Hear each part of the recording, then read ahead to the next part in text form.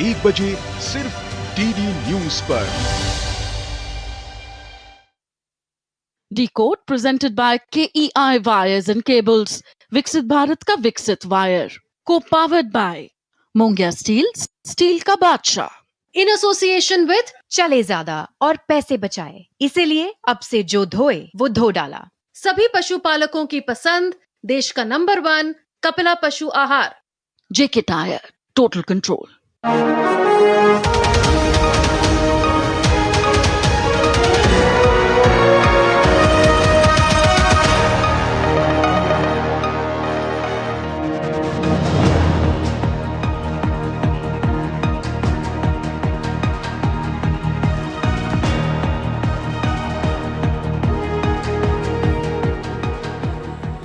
नमस्कार, मैं हूं सुधीर चौधरी और डिकोड में आपका स्वागत है। तो आइए आज की खबरों को आपके लिए डिकोड करते हैं। आज सबसे पहले हम आपको यह दिखाएंगे कि कैसे एक कैच ने भारतीय क्रिकेट टीम के उपकप्तान श्रेयस अय्यर को आईसीयू में पहुंचा दिया। ऑस्ट्रेलिया के खिलाफ तीसरे वनडे मैच में श्रेयस अय्यर ने एक बहुत ही मुश्किल कैच लिया, जिसे आप सब ने टीवी पर देखा होगा, और इस दौरान वो गंभीर रूप से घायल हो गए। इस समय की अच्छी खबर यह है कि कई दिन तक आईसीयू में रहने के बाद अब उन्हें आईसीयू से बाहर शिफ्ट कर दिया गया है, लेकिन वो अब भी गंभीर अवस्था में अस्पताल में है।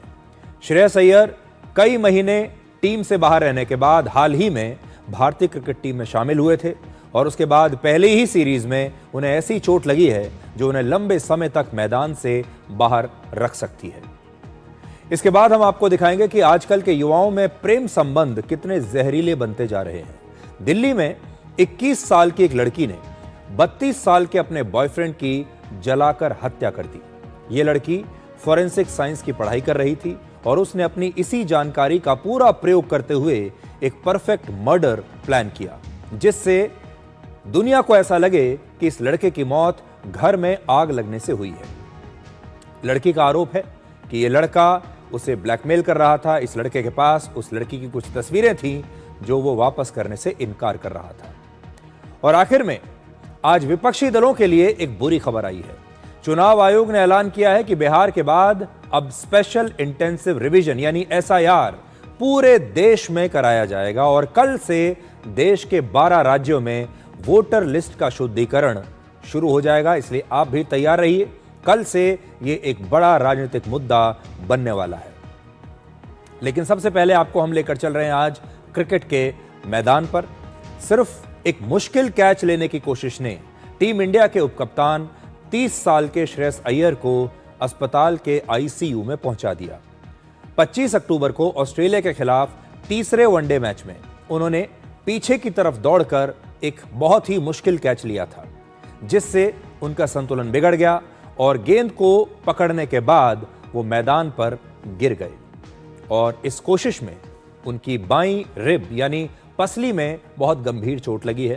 अक्सर जब भी कोई खिलाड़ी कैच लेकर किसी विरोधी खिलाड़ी को आउट करता है तो आपने देखा होगा खिलाड़ी हमेशा खुशी मनाते हैं, टीम खुशी मनाती है, लेकिन श्रेयस अय्यर मैदान पर ही दर्द से कराहते हुए लेट गए और उस पल मैदान पर एक खामोशी छा गई, जिससे यह पता चला कि श्रेयस अय्यर को गंभीर चोट लगी है। वो बहुत बुरी तरह से घायल हो गए हैं इस कैच को लेने की कोशिश में। श्रेयस अय्यर ने टीम के लिए कैच लेने की पूरी कोशिश की और ऐसा करने में उन्होंने अपना भी ध्यान नहीं रखा, क्योंकि आप जानते हैं मैदान पर जब एक मैच चल रहा होता है तो भारत का हर खिलाड़ी एक सैनिक की तरह खेलता है और फिर वो अपनी परवाह नहीं करता। पहले श्रेयस अय्यर को मैदान में ही फर्स्ट एड दिया गया। शुरुआत में यह लगा कि शायद कोई छोटी मोटी चोट रही होगी तो फर्स्ट एड से काम चल जाएगा, लेकिन जब उनकी हालत बेहतर नहीं हुई तब उन्हें फिर मैदान से बाहर लाया गया। उसी दिन थोड़ी देर के बाद श्रेयस अय्यर अचानक बाहर आने के बाद बेहोश हो गए और बीसीसीआई की मेडिकल टीम ने तुरंत उसे अस्पताल ले जाना बेहतर समझा, तो उन्हें अस्पताल ले जाया गया और जब अस्पताल में ले जाकर उनकी जांच हुई तो पता चला कि गंभीर चोट की वजह से उन्हें इंटरनल ब्लीडिंग हो रही थी। अगर उन्हें अस्पताल पहुंचने में उस दिन थोड़ी भी देरी हो जाती तो ये चोट उनके लिए जानलेवा साबित हो सकती थी। बहुत ही गंभीर चोट थी, जान भी जा सकती थी। इसलिए अस्पताल में श्रेयस अय्यर को तुरंत ही आईसीयू में भर्ती करवाया गया। फिर श्रेयस अय्यर 25 अक्टूबर से लेकर 27 अक्टूबर तक आईसीयू में ही रहे और आज उनकी हालत कुछ बेहतर हुई है और इसके बाद उन्हें आईसीयू से बाहर शिफ्ट किया गया है और अगले कुछ दिनों तक उन्हें बहुत विशेष निगरानी में रखा जाएगा। बीसीसीआई के मुताबिक अस्पताल में श्रेयस अय्यर का इलाज इस समय भी चल रहा है और उनकी हालत इस समय पहले से कुछ बेहतर हुई है। क्रिकेट में ऐसे बहुत कम मौके आए हैं जब किसी खिलाड़ी को मैदान से सीधे आईसीयू में ले जाना पड़ा हो। श्रेयस अय्यर अब तक 73 वनडे मैच खेल चुके हैं। समय का चक्र देखिए, करीब 6 महीने के बाद इस सीरीज में श्रेयस अय्यर को टीम इंडिया में वापसी करने का मौका मिला था। काफी दिन वो बाहर बैठे रहे टीम से। देश में चर्चा भी होती थी कि उनकी वापसी क्यों नहीं हो रही है और देखिए जब आखिरकार वापसी उनकी हुई तो ये दुर्घटना हो गई। इससे पहले मार्च 2025 में चैंपियन ट्रॉफी में उन्होंने टीम इंडिया की जीत में एक बहुत महत्वपूर्ण भूमिका निभाई थी। हालांकि उसके बाद श्रेयस अय्यर को टीम में दोबारा जगह नहीं मिली काफी समय तक और अब ऑस्ट्रेलिया के साथ इस सीरीज में भी उन्हें तीसरे मैच में ही एक ऐसी चोट लगी है जो उन्हें लंबे समय तक क्रिकेट के मैदान से बाहर रख सकती है। तो बहुत सारे लोग आज ये कह रहे हैं कि श्रेयस अय्यर की किस्मत ही खराब है। बहुत सारे लोग जो उनके शुभचिंतक हैं, जो उनके फैंस हैं, वो किस्मत को दोष दे रहे हैं कि देखिए क्या किस्मत है, बड़ी मुश्किल से इतने लंबे समय के बाद इतना प्रतिभाशाली युवक, इतना प्रतिभाशाली खिलाड़ी टीम में आया और उसने उस कैच को लेने में अपनी जान की बाजी लगाने की कोशिश की। कितना मुश्किल कैच था। एक बार भी उन्होंने ये नहीं देखा कि इस दौरान वो घायल हो सकते हैं, वो गिर सकते हैं, उन्हें चोट लग सकती है और आखिरकार उन्होंने कैच तो लिया लेकिन उन्हें बहुत गंभीर चोट आई। इसलिए हम उनके बेहतर स्वास्थ्य के लिए शुभकामनाएं दे रहे हैं, दुआएं उनके लिए मांग रहे हैं और आप भी ये प्रार्थना कीजिए कि वो बहुत जल्दी ठीक हो जाएं और दोबारा श्रेयस अय्यर हमें मैदान में खेलते हुए बहुत जल्द नजर आए। अब आज की दूसरी बहुत बड़ी खबर। तमाम दुष्प्रचार के बावजूद आज दिल्ली में छठ का त्योहार मनाया गया है। दिल्ली में यमुना के किनारे श्रद्धालुओं ने डूबते सूर्य की पूजा की है और कल सुबह छठ के आखिरी दिन उगते सूर्य की पूजा की जाएगी। इस समय दिल्ली और पूरे देश में सबसे बड़ी बहस ये चल रही है कि क्या यमुना का पानी साफ है, क्या यमुना का पानी पहले से बेहतर हुआ है। अब आप सोचिए, कहने को तो छठ का त्योहार है, ये त्योहार मनाया जाना चाहिए, इस परंपरा को मनाना चाहिए, इस परंपरा का जश्न मनना चाहिए, त्योहार के बारे में सोचना चाहिए, इस खुशी के बारे में सोचना चाहिए, पूजा पाठ के बारे में सोचना चाहिए। लेकिन हमारे देश के नेता और राजनीतिक पार्टियां पानी के बारे में बहस कर रही हैं और यमुना के पानी पर जबरदस्त राजनीति हो रही है। कई दावे किए जा रहे हैं और रील्स और वीडियोस भी लगातार यमुना के पानी पर बन रहे हैं। इतने रील्स और वीडियो इस बार छठ पर नहीं बने होंगे जितने कि यमुना के पानी पर बन गए हैं। आज इस पूरी खबर को हम आपके लिए डिकोड करेंगे कि कैसे जब नेता राजनीति करने पर आते हैं तो वो पूरे त्योहार के ऊपर भारी पड़ जाते हैं। लेकिन सबसे पहले आपको ये दिखाते हैं कि यमुना में छठ पूजा की पिछले साल की और इस साल की जो तस्वीरें हैं उनमें क्या अंतर है। नवंबर 2024 की तस्वीरें देखिए जो पिछले साल की हैं, जब आम आदमी पार्टी की सरकार थी, और अब 2025 की आज की तस्वीरें देखिए जब आम आदमी पार्टी की सरकार हट चुकी है और इस समय बीजेपी की सरकार है।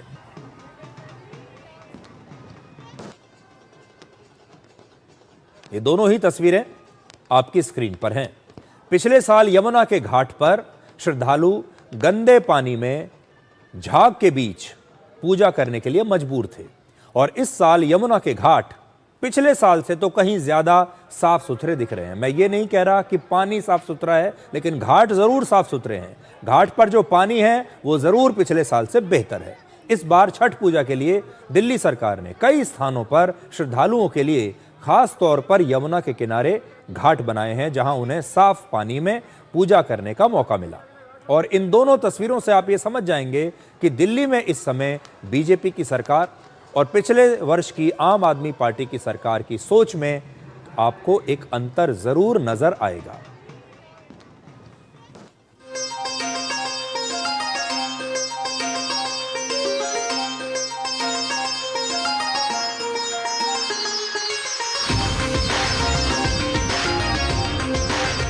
पहले गंदा पानी रहता था, अब बहुत सही पानी है।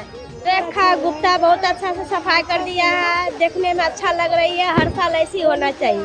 रेखा गुप्ता अच्छा करती है, हर साल ऐसा होना चाहिए। सफाई इस बार बहुत अच्छे किया है। हम लोग को बिहारी के लिए त्यौहार बहुत अच्छे से मना रहा हूँ।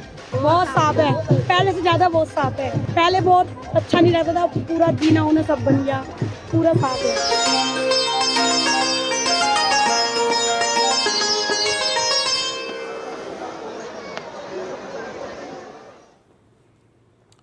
तो कल यानी 26 अक्टूबर को मैंने दिल्ली की मुख्यमंत्री रेखा गुप्ता का ऐसा ही एक इंटरव्यू किया था, जिस पर हमने, माफ कीजिएगा,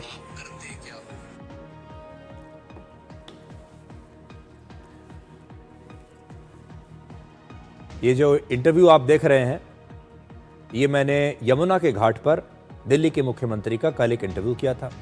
हम दिल्ली के वासुदेव घाट पहुंचे, जहां छठ पूजा के लिए एक विशेष घाट दिल्ली की सरकार ने तैयार किया था, जो आप देख रहे हैं। इस घाट में साफ पानी रखा गया था ताकि श्रद्धालु साफ पानी में, स्वच्छ पानी में अच्छी तरह से पूजा कर सके। लेकिन सोशल मीडिया पर कुछ ट्रोल्स की वजह से इस इंटरव्यू की आज पूरे देश में बड़ी चर्चा हो रही है। आम आदमी पार्टी कहती है कि इस घाट में फिल्टर वाला पानी, फिल्टर्ड पानी से एक नकली यमुना बनाई गई है। ये एक नकली घाट है जिसमें नकली पानी है, ये यमुना का पानी है ही नहीं। जबकि सच्चाई ये है कि साफ पानी वाला ये घाट इसलिए बनाया गया ताकि छठ पूजा करने वाले स्वच्छ पानी और स्वच्छ वातावरण में छठ की पूजा कर सके। अब आम आदमी पार्टी इस व्यवस्था पर सवाल उठा रही है। हालांकि जब उनकी सरकार थी, तब अगर वो भी चाहते तो वो भी श्रद्धालुओं के लिए एक ऐसा ही साफ सुथरा घाट बना सकते थे। अब वीडियो बनाकर कोई फायदा नहीं है। अब उनके नेता वीडियो बना रहे हैं, जा जाकर ये दिखाने की कोशिश कर रहे हैं कि देखिए ये तो यमुना है ही नहीं। लेकिन आज हम एक सवाल ये कर रहे हैं कि अगर एक अच्छी शुरुआत हुई जिसमें साफ सुथरे घाट बनाए जा रहे हैं, जिसमें साफ पानी है, और उन साफ सुथरे घाट पर जाकर दिल्ली में जो श्रद्धालु हैं वो छठ पूजा अगर कर रहे हैं, तो इसमें किसी को क्या परेशानी है? इस पूरे मुद्दे को इस तरफ ले जाया जा रहा है कि यमुना का पानी साफ हुआ या नहीं हुआ, जबकि आज मौका है छठ का, आज मौका है पूजा करने का, आज जरूरत है घाट पर साफ पानी की, जो कि लोगों को मिल रहा है। दिल्ली सरकार ने छठ मनाने वालों के लिए एक साफ सुथरा घाट बनाया और हमने इस घाट को दिखाने के लिए वहां पर एक अच्छा इंटरव्यू किया। यानी सरकार ने एक अच्छी मंशा के साथ पहले ये घाट बनाया जिस पर लोग आकर पूजा कर सकते हैं। उतनी ही अच्छी मंशा के साथ हमने वहां जाकर एक इंटरव्यू किया ताकि लोगों को पता चले।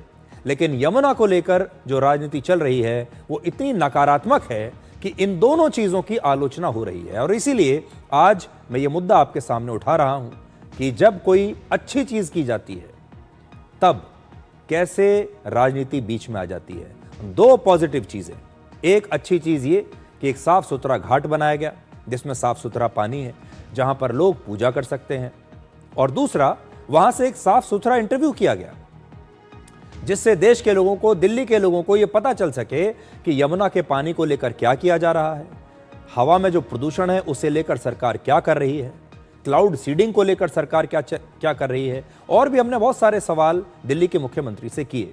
तो पहले आप देखिए कि कल जब हम वहां पर वो गए और हमने जो इंटरव्यू किया, उस इंटरव्यू का वो अंश जिसे कुछ लोग लगातार वायरल कर रहे हैं। क्या आप ये कह सकते हैं ये पीने लायक है पानी? देखिए, मैं ये नहीं कह सकती कि ये पीने लायक है कि नहीं है, पर ये छठ व्रतियों की पूजा करने लायक बिल्कुल है।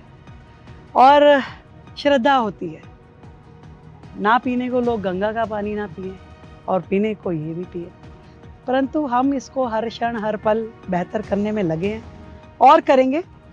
ऐसा भी करेंगे कि जब देखें वैसे तो बहुत कोई बुरा नहीं है, पहले से बेहतर है। इसमें नहाया जा सकता है। 100% मैं इसीलिए गई ना।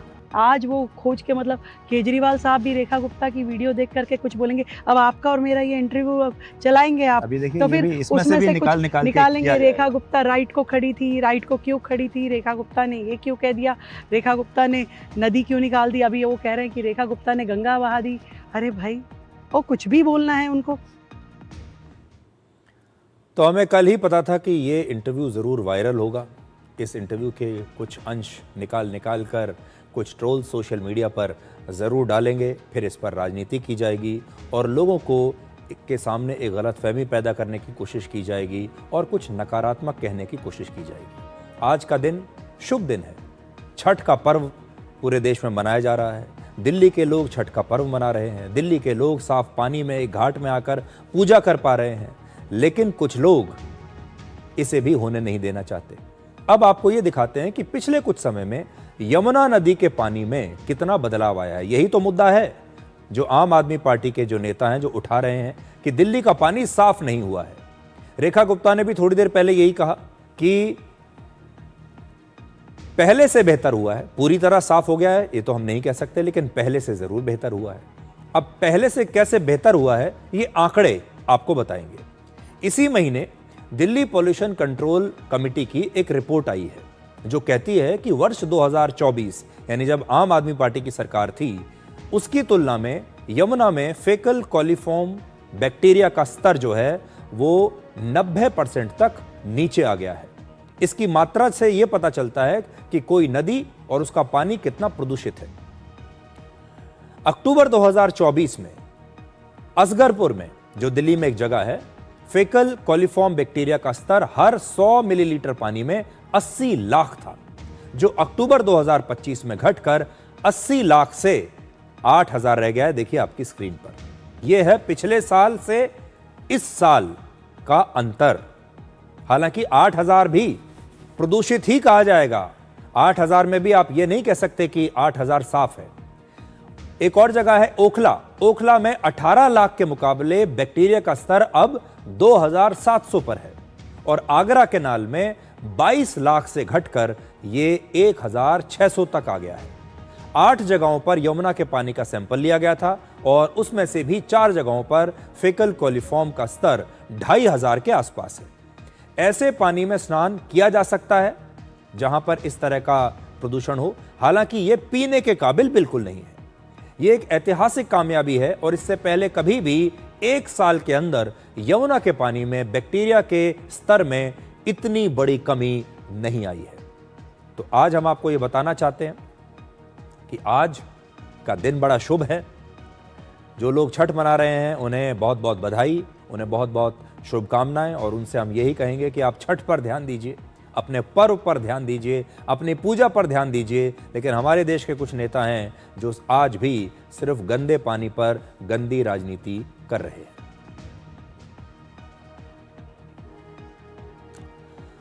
तो दिल्ली की राजनीतिक प्रदूषण के बाद अब हम बात करते हैं रिश्तों में आए प्रदूषण की।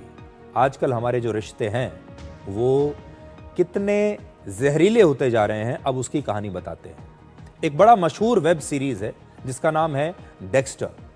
इस वेब सीरीज में अमेरिका के एक सीरियल किलर की कहानी दिखाई गई है जो फोरेंसिक विभाग में काम करता है और अपनी फोरेंसिक साइंस की जानकारी का इस्तेमाल करके लोगों की हत्या करता है। दिल्ली में 21 साल की एक लड़की ने अपने 32 साल के एक बॉयफ्रेंड की हत्या कर दी और अपने फोरेंसिक साइंस की जानकारी का इस्तेमाल करके हत्या को एक परफेक्ट मर्डर बनाने की कोशिश की। दिल्ली में इस हत्या के आरोप में लड़की के साथ 2 और लड़कों को गिरफ्तार किया गया है। यानी कुल मिलाकर ये 3 लोग थे, एक लड़की और उसके 2 लड़के साथी।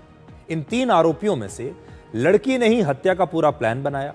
पुलिस के मुताबिक जिस लड़के की हत्या की गई उसका नाम रामकेश मीणा है और वो यूपीएससी की तैयारी कर रहा था, यानी आगे चलकर वो एक आईएएस अधिकारी बनना चाहता था। हत्या करने वाली लड़की अमृता चौहान रामकेश मीणा के साथ एक लिव इन रिलेशनशिप में थी। रामकेश के पास अमृता की कुछ आपत्तिजनक तस्वीरें और वीडियोस थे। लड़की का आरोप है कि बार बार कहने के बाद भी रामकेश उन तस्वीरों को डिलीट नहीं कर रहा था और इस लड़की को वापस नहीं दे रहा था। और लगातार इस लड़की को ब्लैकमेल कर रहा था। लड़की दबाव में थी क्योंकि उसकी कुछ तस्वीरें इस लड़के के पास हैं। इसके बाद अमृता चौहान ने अपने एक पुराने बॉयफ्रेंड जिसका नाम है सुमित कश्यप की उम्र है 27 साल, तो 27 साल के पुराने बॉयफ्रेंड सुमित कश्यप के साथ मिलकर इस हत्या की साजिश रची। 6 अक्टूबर को अमृता चौहान, सुमित कश्यप और सुमित का एक और दोस्त संदीप रामकेश मीणा के फ्लैट पर पहुंचे। उन्होंने सबसे पहले रामकेश की गला दबाकर हत्या की और फिर उसके शरीर पर घी और तेल डालकर आग लगा दी।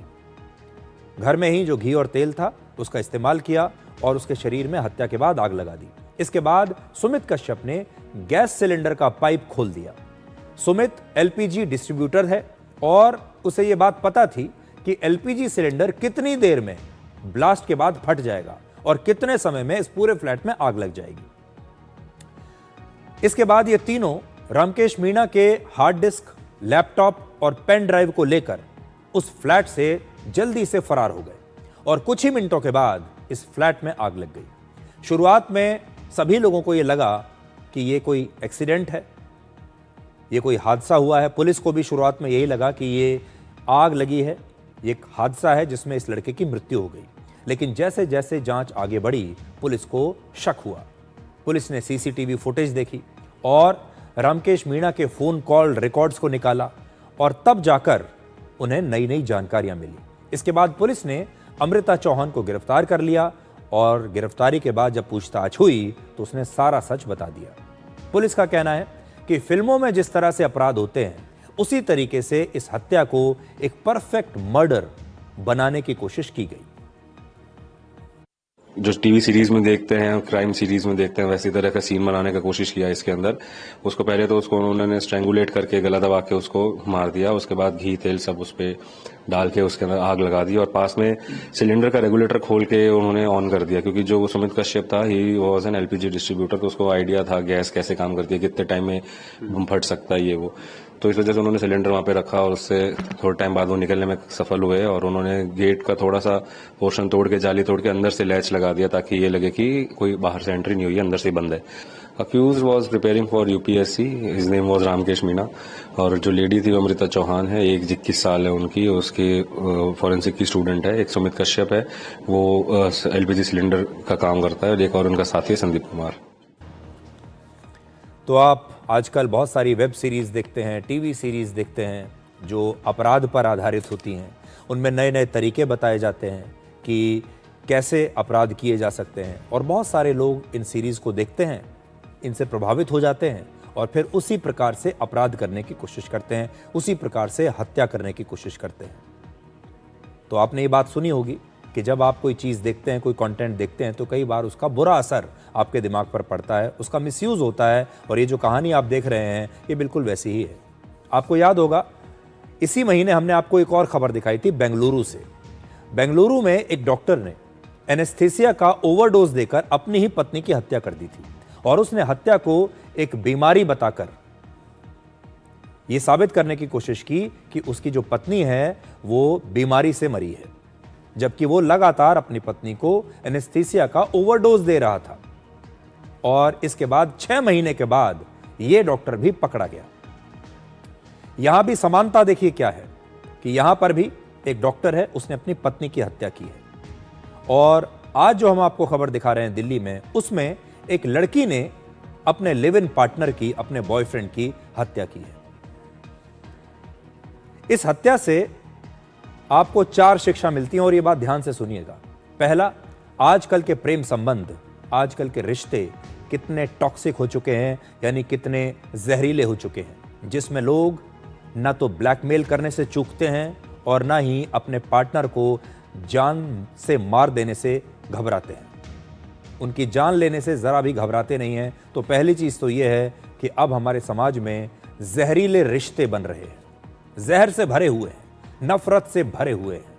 वो ब्लैकमेल भी कर सकते हैं, जान भी ले सकते हैं।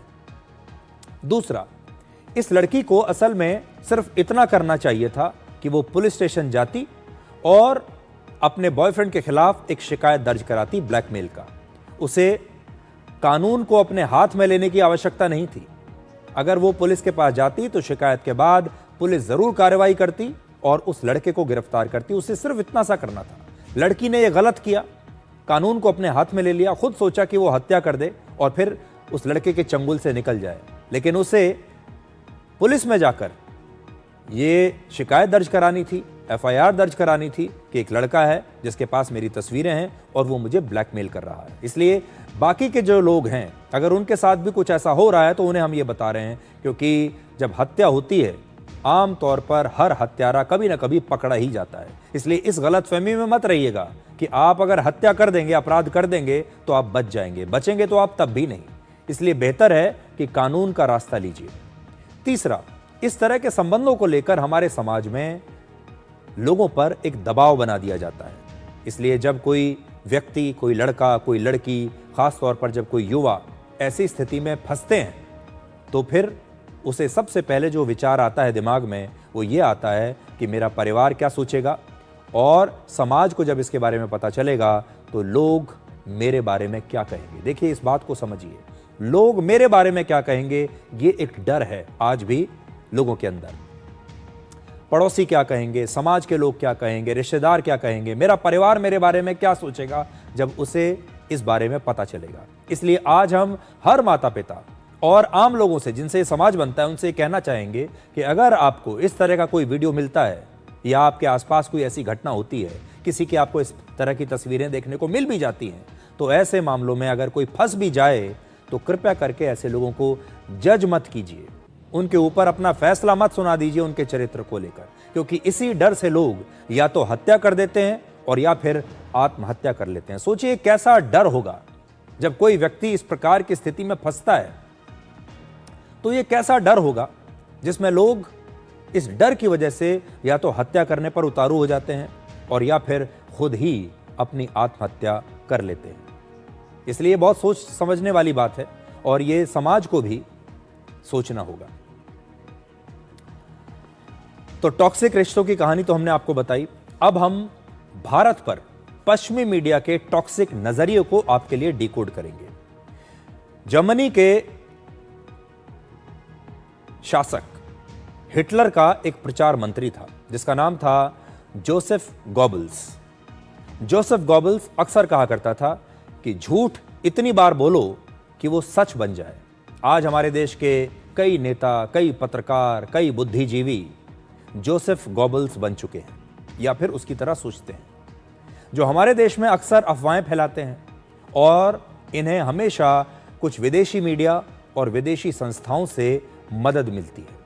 इन सभी लोगों के झूठ का जो फॉर्मूला है वो हमेशा 3 तरह के नैरेटिव के आसपास घूमता है। पहला, भारत का लोकतंत्र खतरे में है। तो पहले आपने देखा होगा, लगातार ये आपको सुनने को मिलता है, भारत का लोकतंत्र खतरे में है।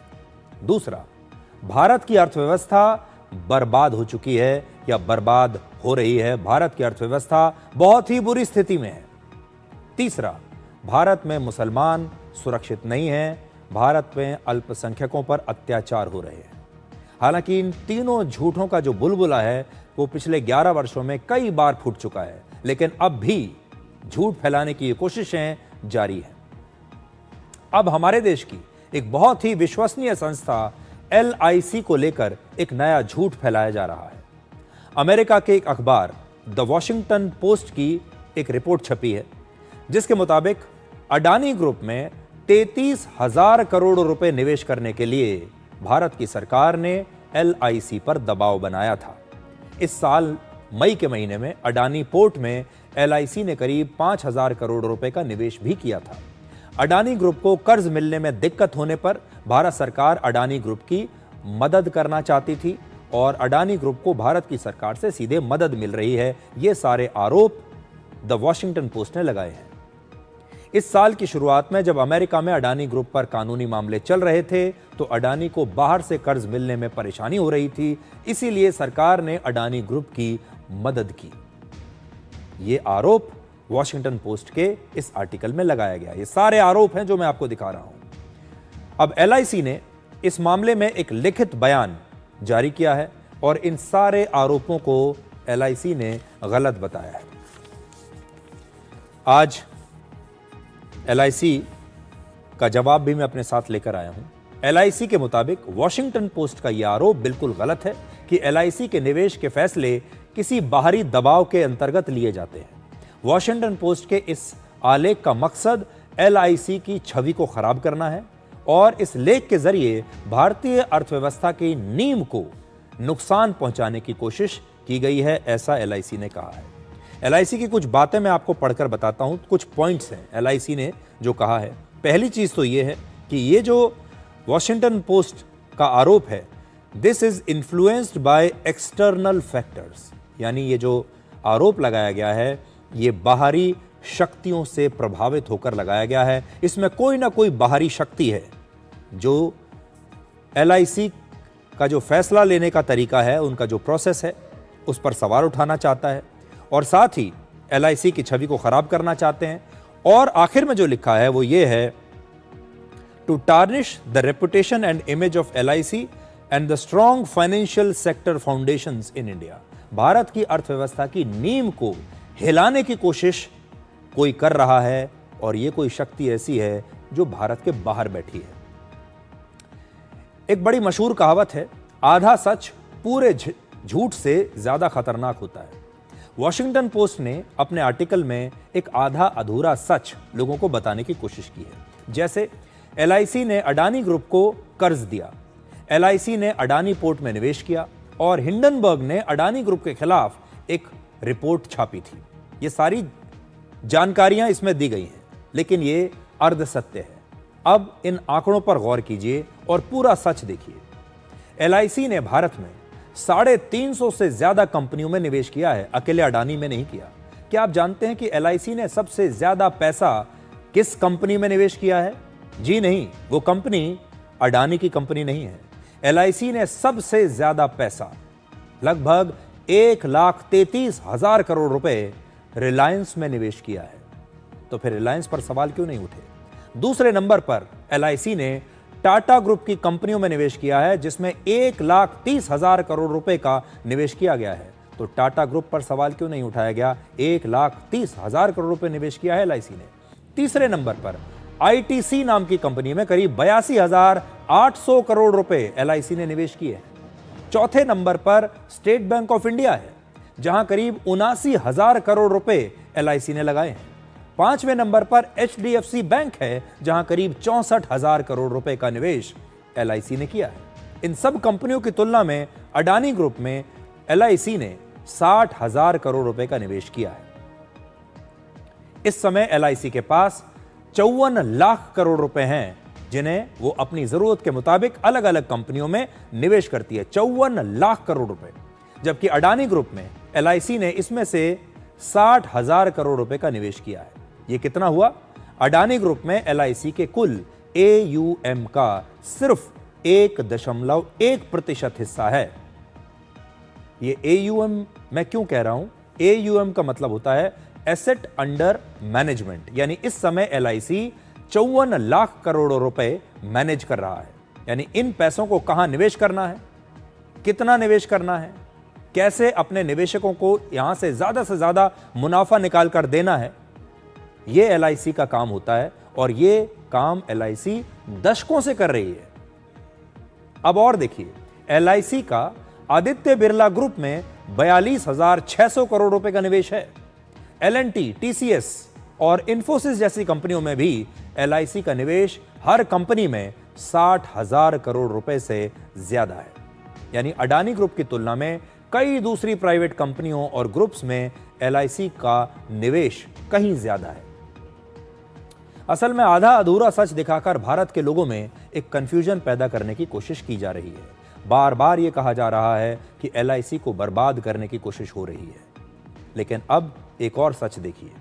वर्ष 2020 और 21 में LIC का मुनाफा 2,900 करोड़ रुपए था। इस आंकड़े को ध्यान से देखिएगा, फिर से बताता हूं आपको। ये देखिए, वर्ष 2020 और 21 में LIC का मुनाफा था 2,900 करोड़ रुपए और ये मुनाफा पिछले साल बढ़कर कितना हो गया? 48,151 करोड़ रुपए। सोचिए, ये मुनाफा देखिए कैसे बढ़ रहा है। 4 साल के अंदर यह मुनाफा 2900 करोड़ से बढ़कर 48,000 करोड़ रुपए हो गया। पिछले 5 वर्षों में एलआईसी का मुनाफा 1560% तक बढ़ चुका है। सोचिए कितना मुनाफा बढ़ चुका है। लेकिन आज हमारा सवाल यह है कि अगर 1560% मुनाफा बढ़ा एलआईसी का 5 साल में, वॉशिंगटन पोस्ट ने इस पर कोई आर्टिकल क्यों नहीं लिखा? वॉशिंगटन पोस्ट ने यह क्यों नहीं कहा कि इस बात की जांच होनी चाहिए कि एलआईसी ऐसा क्या कर रहा है कि उसका मुनाफा 1500% बढ़ गया? एलआईसी के जो निवेशक हैं, जो आम लोग जिनके बारे में हम बात करते हैं, जो आम लोगों ने एलआईसी का मुनाफा, जहां लोगों ने एलआईसी में अपना पैसा लगाया हुआ है, उन्हें कितना मुनाफा हो रहा है, इस पर विदेशी मीडिया कोई स्टोरी क्यों नहीं करता? आप जानते हैं क्यों? क्योंकि जो 5 साल में ये मुनाफा बढ़ा है, ये 5 साल मोदी सरकार के 5 साल है। इस दौरान कौन सी सरकार थी? वो है मोदी सरकार। तो उनकी नजर इस बात पर तो जाती है कि एलआईसी ने 60,000 करोड़ रुपया अडानी की कंपनियों में लगा दिया, लेकिन इस बात पर नहीं जाती कि एलआईसी अब इस साल 2025 में 48,000 करोड़ रुपए का मुनाफा दे रहा है। इस पर क्यों नहीं नजर जा रही है? यह सवाल अब क्यों नहीं पूछा जा रहा? अब एक और दिलचस्प आंकड़ा देखिए। एलआईसी और अडानी ग्रुप पर अमेरिका के ही अखबार द वॉशिंगटन पोस्ट ने कुछ और आरोप लगाए हैं, जबकि अमेरिका की ही कई कंपनियों का अडानी ग्रुप में एक बड़ा निवेश है। इसी साल जून के महीने में अमेरिका की एक इंश्योरेंस कंपनी एथेन इंश्योरेंस ने अडानी के मुंबई इंटरनेशनल एयरपोर्ट में 6650 करोड़ रुपए का निवेश किया है। यानी मई में एलआईसी ने अडानी पोर्ट में 5000 करोड़ रुपए का निवेश किया, और उसके सिर्फ 1 महीने के बाद अमेरिका की एक बहुत बड़ी इंश्योरेंस कंपनी अडानी ग्रुप में ही एलआईसी से भी ज्यादा निवेश कर देती है। एलआईसी ने तो किया है 5000 करोड़ रुपए, अमेरिका की ये इंश्योरेंस कंपनी इन्वेस्ट कर रही है 6650 करोड़ रुपए। इसके अलावा अमेरिका के कई बड़े बैंकों का भी अडानी ग्रुप की कंपनियों में बड़ा निवेश हो चुका है, उन्होंने भी निवेश किया है। हिंडनबर्ग के ज्यादातर मामलों में अडानी ग्रुप को भारत की सेबी और सुप्रीम कोर्ट ने क्लीन चिट दे दी है, क्लीन चिट उन्हें मिल चुकी है, और अब हिंडनबर्ग कंपनी जो है ये बंद हो चुकी है। सोचिए, आरोप लगाकर भाग गए और अब कंपनी बंद कर दी, लेकिन वॉशिंगटन पोस्ट इस पर कोई हेडलाइन नहीं बताता, इस पर कोई आर्टिकल नहीं लिखता। ऐसे में सवाल उठता है कि आखिर ये आर्टिकल, ये खबर क्यों छापी गई? पिछले 11 वर्षों से हमारी अर्थव्यवस्था को कमजोर करने के लिए, लोगों का देश की संस्थाओं पर भरोसा खत्म करने के लिए, लोकतंत्र पर भरोसा खत्म करने के लिए और देश की एकता को तोड़ने के लिए बार बार कोशिशें हुई हैं। हमारे देश की संस्थाओं जैसे चुनाव आयोग, सुप्रीम कोर्ट, भारत की सेना, इन सब पर सवाल उठाए जाते हैं। हमारे देश की जो दूसरी संस्थाएं हैं, इनकम टैक्स, ईडी, सेबी या एलआईसी, इन सबको लगातार निशाना बनाया जाता है।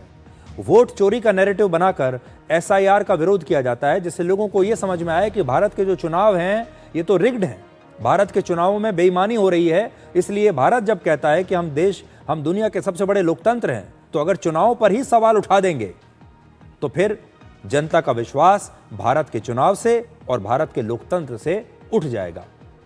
जेन जी को, यानी हमारे युवाओं को लगातार भड़काने की कोशिश की जाती है। उनसे कहा जाता है कि जो नेपाल में हुआ है, जो बांग्लादेश में हुआ है, आप भी करिए। इन आरोपों के जरिए हमारे देश के लोकतंत्र को कमजोर करने की लगातार कोशिश हो रही है, जबकि सच यह है कि भारत दुनिया का सबसे बड़ा लोकतंत्र है। इसी तरह से भारत की अर्थव्यवस्था को डेड इकोनॉमी कहा जाता है। हर आर्थिक सुधार की आलोचना की जाती है। जब जीएसटी लाते हैं तो उसकी आलोचना की जाती है, जब नए कृषि कानून लाते हैं तो उसे रुकवा दिया जाता है। सच यह है कि आज भारत पूरी दुनिया में सबसे तेजी से आगे बढ़ने वाली अर्थव्यवस्था है, और आज दुनिया भर की बड़ी बड़ी कंपनियां भारत में अपना पैसा लगा रही हैं।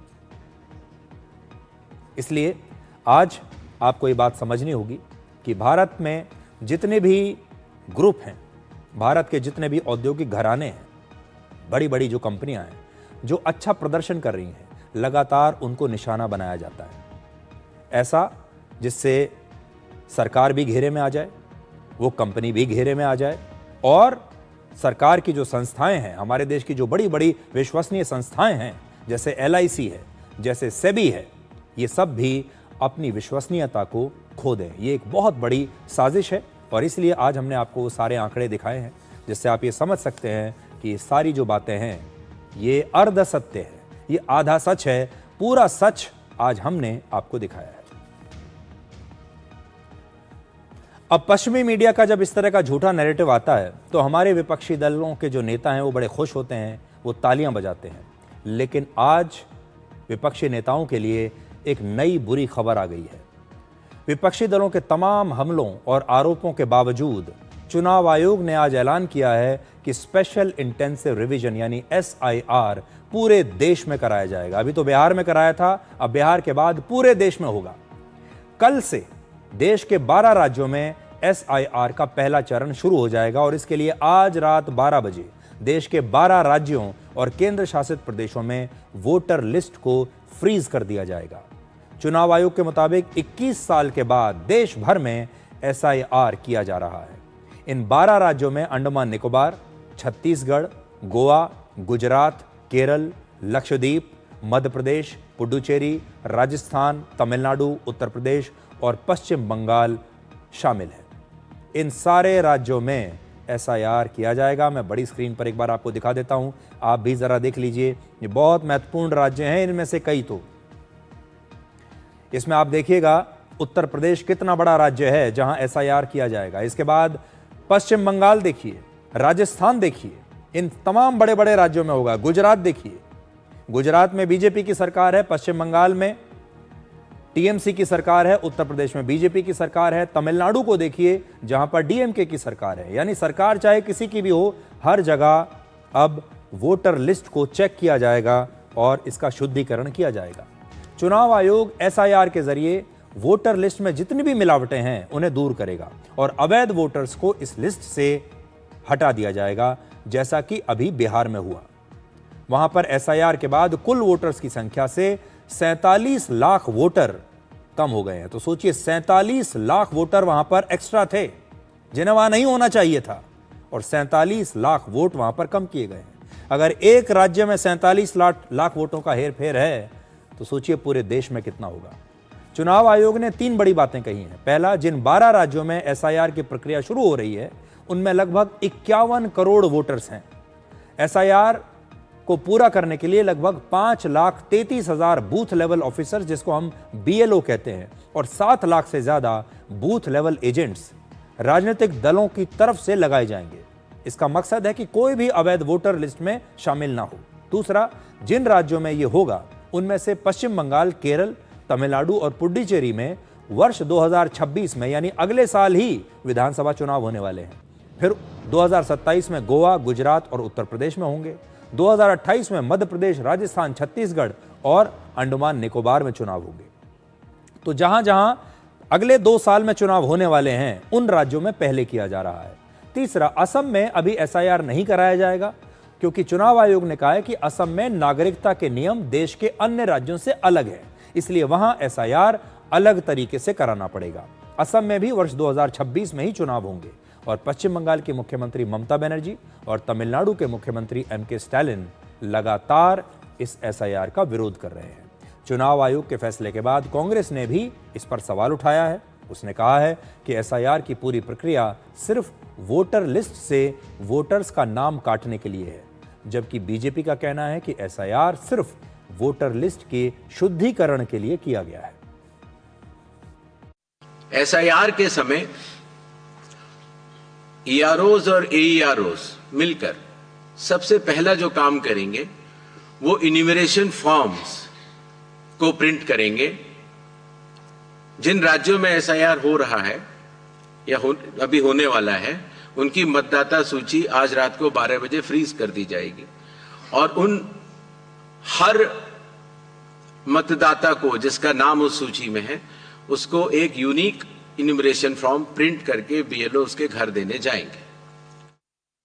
जो इलेक्शन कमीशन का अथॉरिटी है और SIR का जो मुद्दा है वो तो सुप्रीम कोर्ट में चल रहा है और SIR आजादी के बाद वो लगातार शुद्धिकरण के लिए, वोटर लिस्ट को साफ करने के लिए, वोटर लिस्ट में जो मर गए हैं, चले गए हैं, उनका नाम काटना है और जो अवैध है, विदेशी है, जो घुसपैठ है, उसका नाम हमारा सूची में नहीं हो सकता है। तो ये इतना अच्छा काम करे, इसमें तो सराहना करना चाहिए इलेक्शन कमीशन को कि वोटर लिस्ट सही होगा तो इलेक्शन भी सही होगा। अगर फर्जी लोग जो भारत के नागरिक नहीं है, अगर वो वोटर लिस्ट में नाम रहेंगे, जो मर चुके हैं उसका नाम अगर सूची से नहीं हटाएंगे तो फिर तो वोटर लिस्ट ठीक नहीं होगा।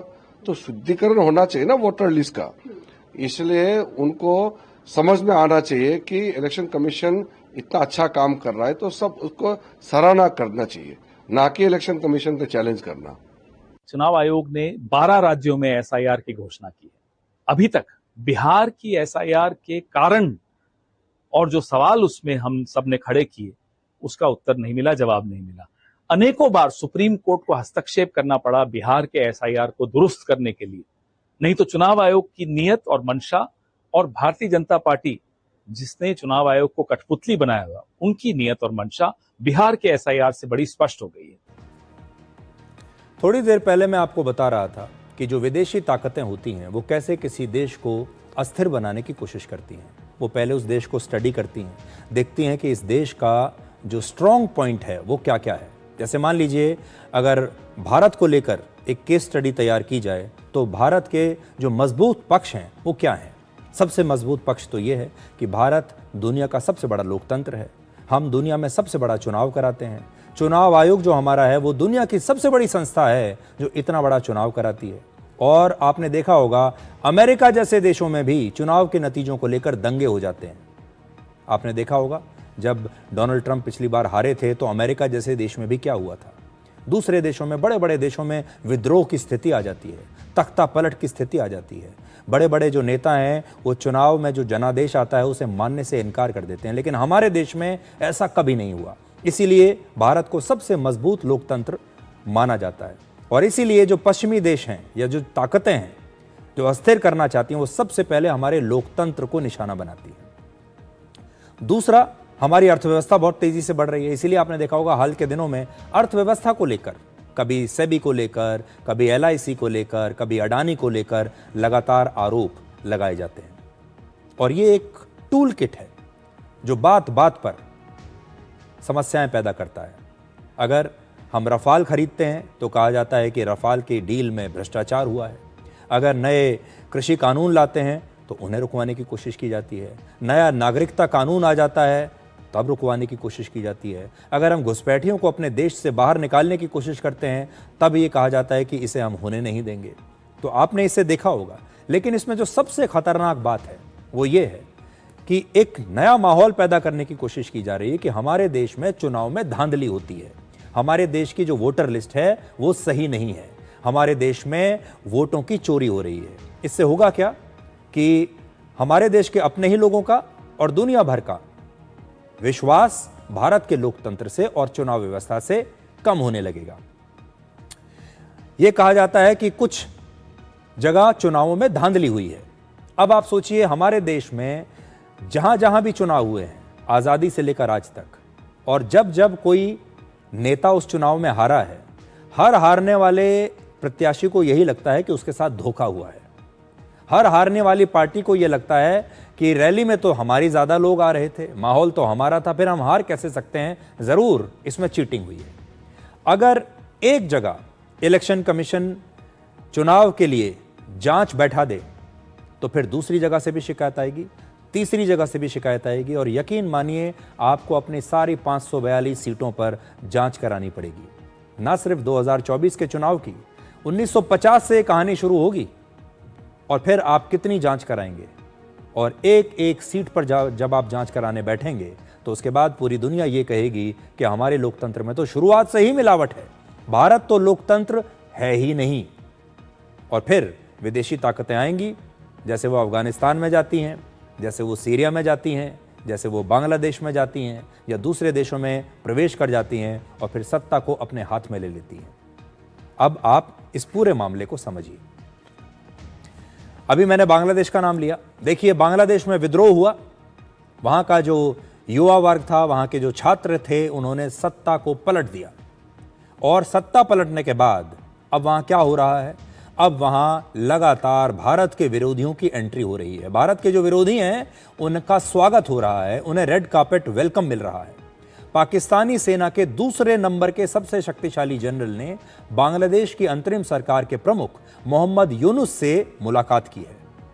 इस जनरल का नाम है जनरल साहिर शमशाद मिर्जा और ये असीम मुनीर के बाद पाकिस्तानी सेना में नंबर 2 पर आते हैं। 25 अक्टूबर को यह मुलाकात हुई है और इस मीटिंग में मोहम्मद यूनुस ने जनरल मिर्जा को एक बहुत ही विवादित किताब गिफ्ट में दी है। इस किताब का नाम है art of triumph Bangladesh new dawn. इस किताब में बांग्लादेश में जुलाई 2024 के छात्र आंदोलन के दौरान बनाए गए चित्रों को दिखाया गया है और इस किताब के कवर पर एक नक्शा है जिसमें भारत के नॉर्थ ईस्ट के राज्यों को बांग्लादेश का हिस्सा दिखाया गया है। मोहम्मद यूनुस ये किताब अब तक 12 से ज्यादा विदेशी नेताओं और बड़े बड़े अधिकारियों को गिफ्ट में दे चुके हैं और इस किताब को गिफ्ट में देना एक बड़ा कूटनीतिक संकेत हो सकता है। हैरान करने वाली बात यह है कि बांग्लादेश का जन्म इसलिए हुआ क्योंकि भारत ने ही 1971 में पाकिस्तान के साथ युद्ध लड़ा था ताकि बांग्लादेश का निर्माण हो सके और इस युद्ध में भारत के सैनिकों ने अपनी जान गंवाई, अपना बलिदान दिया और अब वही बांग्लादेश भारत के हिस्से को अपने मानचित्र में शामिल कर रहा है। तो बांग्लादेश में क्या हो रहा है यहां आप आज देख सकते हैं। अब एक छोटा सा ब्रेक के बाद आपको मशहूर कॉमेडियन सतीश शाह की अंतिम विदाई दिखाएंगे जो बिल्कुल अलग थी और आज आपके साथ चर्चा यह होगी कि क्या हम मृत्यु से डरने की बजाय इसे सेलिब्रेट भी कर सकते हैं।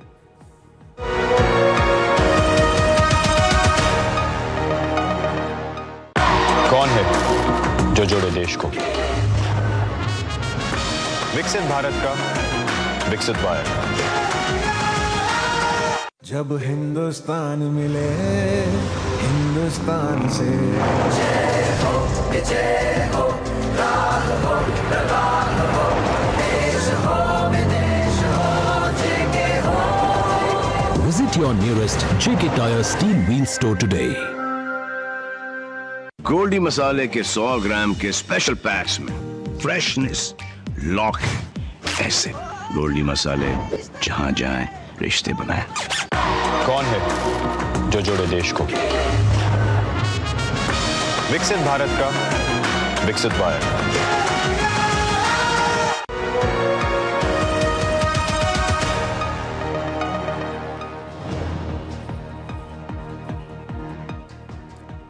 मौत के बाद किसी की आखिरी विदाई हमेशा दुख और आंसुओं से लिपटी हुई होती है, लेकिन मशहूर एक्टर सतीश शाह की मौत के बाद जिस तरह से उनके साथियों ने उन्हें आखिरी विदाई दी उससे आप बहुत कुछ सीख सकते हैं। करीब 5 दशकों तक अपने दर्शकों को हंसाने के बाद सतीश शाह का 74 वर्ष की उम्र में 25 अक्टूबर को निधन हो गया। साराभाई वर्सेस साराभाई सीरियल में सतीश शाह इंद्र वदन साराभाई के किरदार से टीवी के एक लेजेंड बन गए। उनके अंतिम संस्कार के दौरान इस सीरियल में उनके साथ काम करने वाले कलाकारों ने इस शो का टाइटल ट्रैक गाया और उन्हें एक बिल्कुल अलग तरीके से श्रद्धांजलि दी।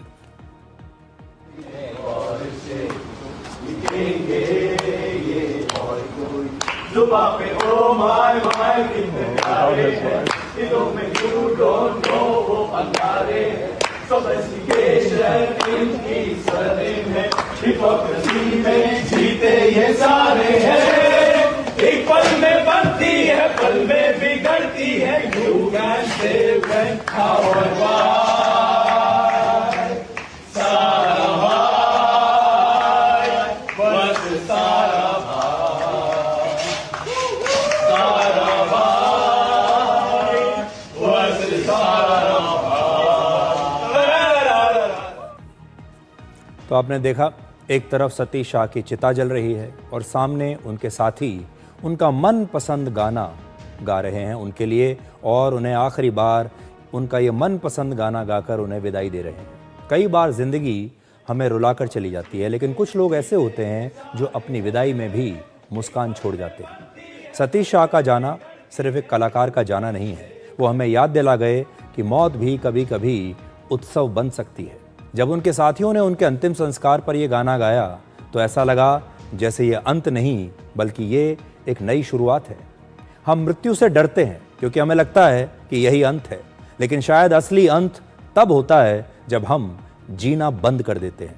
इसलिए मौत से नहीं, अधूरी जिंदगी से डरना चाहिए।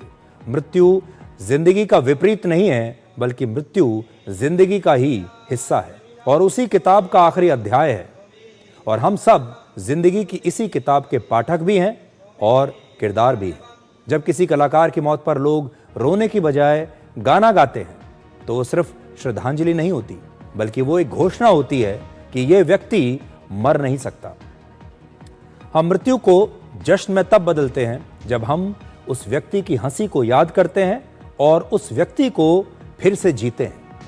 कभी कभी लगता है कि हमें हर विदाई को एक सेलिब्रेशन में बदल देना चाहिए, क्योंकि अगर हमने सचमुच अपनी जिंदगी को ठीक से जिया है तो फिर मौत से डर कैसा। 80 के दशक में सतीश शाह का एक बड़ा मशहूर सीरियल दूरदर्शन पर आया करता था। हम सब ने उसे बचपन में देखा है। उसका नाम था ये जो है जिंदगी।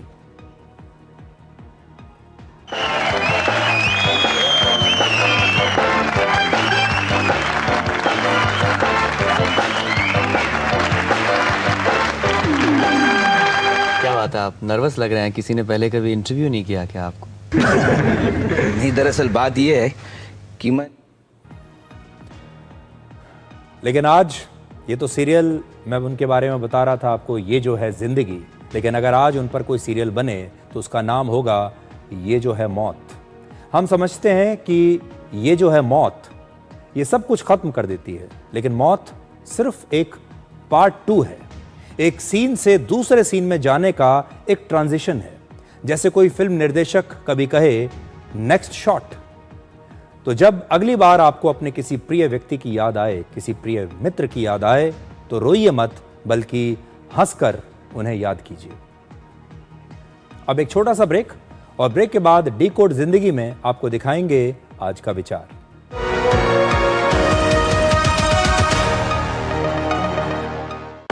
कौन है जो जोड़े देश को? विकसित भारत का विकसित वायर। आयुष के पापा के लिए लाई थी ये, सिकुड़कर आयुष के नाप का हो गया है। हमारी खूबसूरत साड़ी का तो रंग ही उड़ा दिया। इसीलिए अपनाए सही डिटर्जेंट। 2 डाला का एडवांस फॉर्मूला जो दे कपड़ों को नई चमक और साथ ही सिकुड़ने से बचाए, चले ज्यादा और पैसे बचाए। इसीलिए अब से जो धोए इस देश की हर माँ, बच्चे, बूढ़े, जवान, खिलाड़ी, डॉक्टर, इंजीनियर, सबको गाय भैंस की दूध की शक्ति पर भरोसा है। पर जब इन पशुओं को कपिला पशु आहार मिलेगा, तभी तो दूध सिर्फ ज्यादा ही नहीं, शक्ति से भरपूर भी होगा। कपिला पशु आहार, देश का नंबर 1 पशु आहार। ये कड़े इम्तिहानों से नहीं डरता, इसे सालों का तजुर्बा है। इसलिए मैं भी सूर्या पाइप्स का फैन हूँ। देश की तरक्की के सच्चे साथी। सूर्या है तो भरोसा है। कौन है जो जोड़े देश को? विकसित भारत का विकसित वायर।